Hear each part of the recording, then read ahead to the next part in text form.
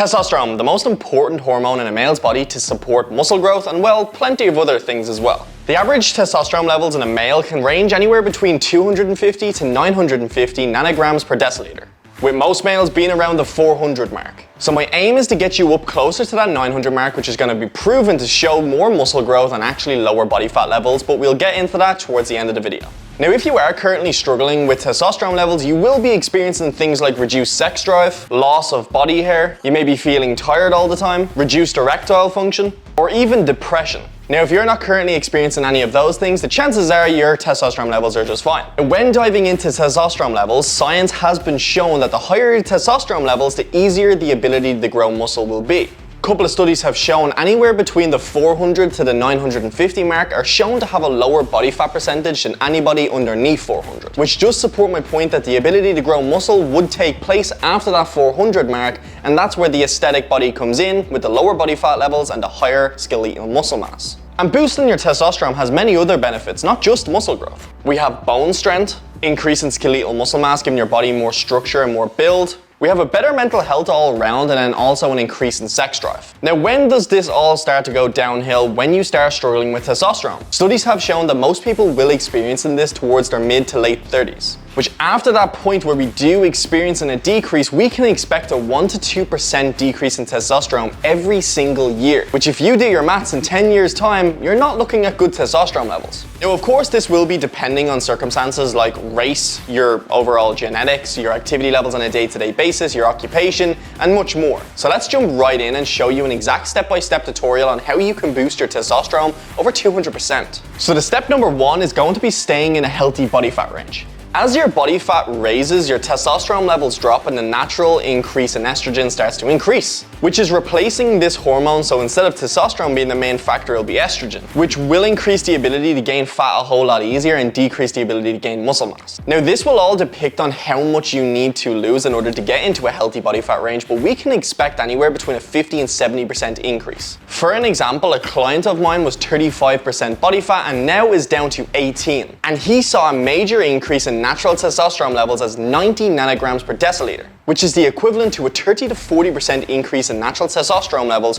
when it wasn't that big of a weight loss transformation either. Now the ideal body fat range is in between 10 to 15% in my opinion, and this is where we'll see the peak performance in testosterone in terms of body fat levels when you're in this range. Meaning my client has still a decent bit to go and we can expect another 30 nanograms per deciliter testosterone increase within that time frame.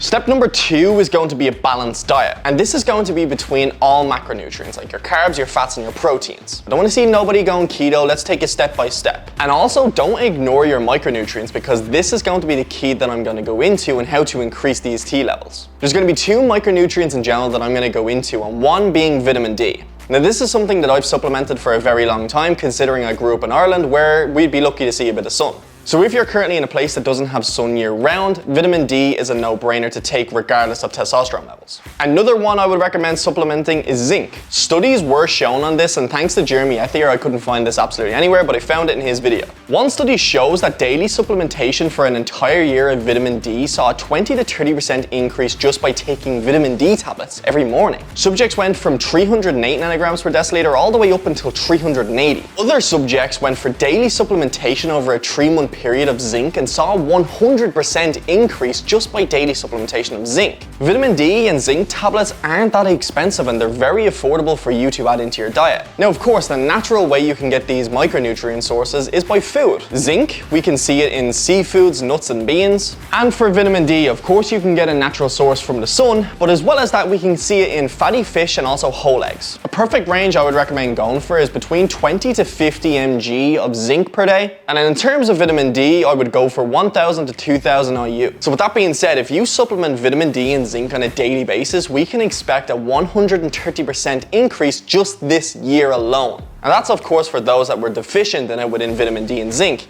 Now let's look into who is actually deficient in vitamin D and zinc. Few facts about this. Did you know that 95% of males are deficient in vitamin D? And then also 20 to 50% of all males are deficient in zinc. So this is definitely a case that this could be happening to you. Step number 3 is going to be adequate sleep. Sleep is a major thing when diving into testosterone levels. Studies have shown that anybody that gets between 4 to 5 hours of sleep can get a 50% decrease in testosterone compared to people that sleep 8 hours a night. And every hour underneath 8 hours sleep, we can see a 15% decrease in testosterone levels. If we were to go to 7, it would be minus 15. If we were to go to 6, that's a minus 30% on your testosterone levels. So you really need to get your structure on point and make sure you prioritize sleep just as much as anything else in your life. A lot of people will be under the impression that they can deal off 5 to 6 hours. And now, although you might feel good on a day-to-day basis and you may think that it's not affecting your energy levels, but it certainly is affecting your testosterone, which in theory is going to really slow down your whole journey in the gym,